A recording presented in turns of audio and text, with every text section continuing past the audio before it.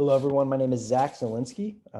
Thank you for your time. I would like to start off by introducing the topic that I analyzed for my data analyzation project.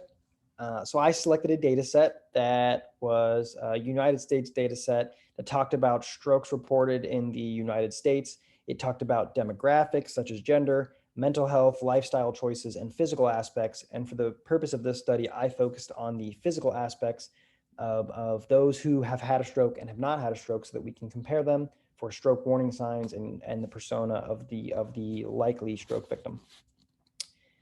So my SMART goal was over the 5 days to determine first off, to determine the age range that is most likely to experience a stroke, just so we could keep this in the back of our head as a sort of standard. With that in mind, I wanted to explore the relationship between glucose level and body mass index to see if they correlated and were significant together in those who had had a stroke or those who had not had a stroke. And similarly, I would do the same thing with glucose level and age. The dependent variable was stroke, and in the case of this data set, it was binary. So 0 would be people who did not report a stroke or didn't have one, and 1 would be those who did in fact have a stroke.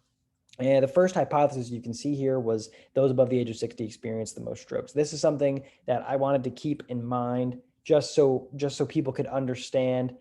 Maybe that might be significant on its own, but the two main hypotheses that we'll go over are body mass index and average glucose have a weak correlation within those who experience strokes. And hypothesis 3, average glucose and age have a strong positive correlation within those who have experienced strokes. And so the first thing we did was we looked at, okay, is body mass index and glucose level together something that should be looked into further as a hypothesis? So what I did was I took those who have a high body mass index and a high glucose level, and I compared them to people who have a lower normal body mass index and a lower normal glucose level.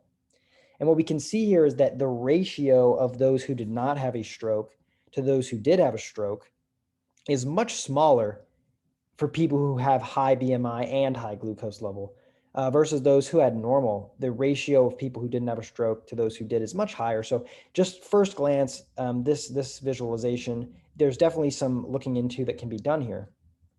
But when doing the actual analyzation, I found that the R squared value is 0.1, which is not significant. You can even see on the data point that the line of best fit doesn't really match up. So body mass index and glucose level together don't really represent a greater likelihood to have a stroke.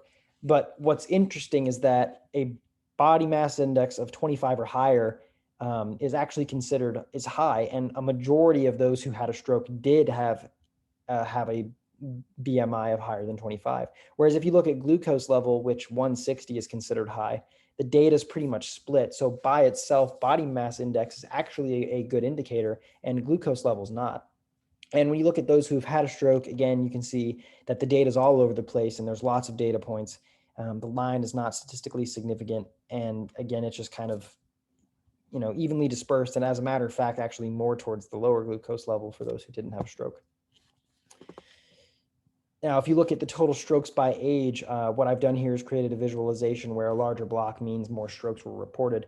And what we see here with a couple exceptions are once you get to, sort of the mid 50s, 60s range, as far as age, you start to see more consistency in strokes reported for those higher ages. We have 21 at the age of 78. If you go down to 61, there's 6 strokes reported.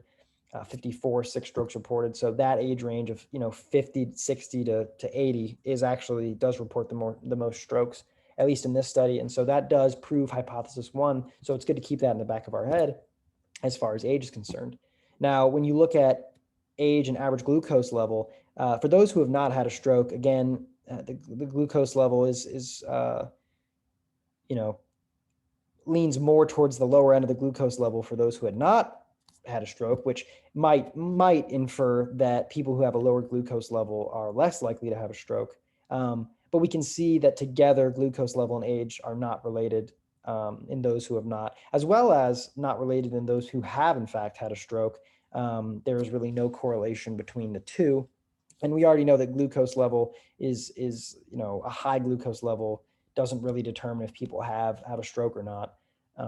But what we can see is that those who are above the age of 50 and 60, like we saw in our previous visualization here, is that those above the ages of 50 and 60 really do contribute the most when it comes to strokes reported. As far as other ages are concerned, they definitely report the most. So what does this all mean? Well, although the data shows that high BMI and a higher age independently are associated with a larger portion of strokes reported, there's no strong correlation between the two. Additionally, those who reported having a stroke didn't have high glucose levels. In fact, a lot of them didn't have high glucose levels. Now, BMI and average glucose levels did not correlate either, and age and average glucose levels didn't correlate. So what this means is that each factor may be its own independent, significant data point as far as, what could be the persona of someone who has a stroke. So for example, being higher in age in and of itself could mean you're more likely to have a stroke, and it's indifferent whether you have a high BMI or a high glucose level. Whereas what we found we found the same thing for BMI. Whereas glucose level, it's actually you're less likely if you have a lower glucose level, but you're not more likely if you have a higher glucose level. So in conclusion, what we've learned from this study is those above the age of 60 do in fact have the most strokes, proving hypothesis one. There is a weak relationship between body mass index and average glucose level. That proves hypothesis two. But then hypothesis three, saying that glucose level and age have a strong relationship, that's actually false. They don't. And as a matter of fact, none of these things have a strong relationship with the other, but independently, they can be identifiers of potential stroke victims. So that was my data analyzation. Thank you for listening.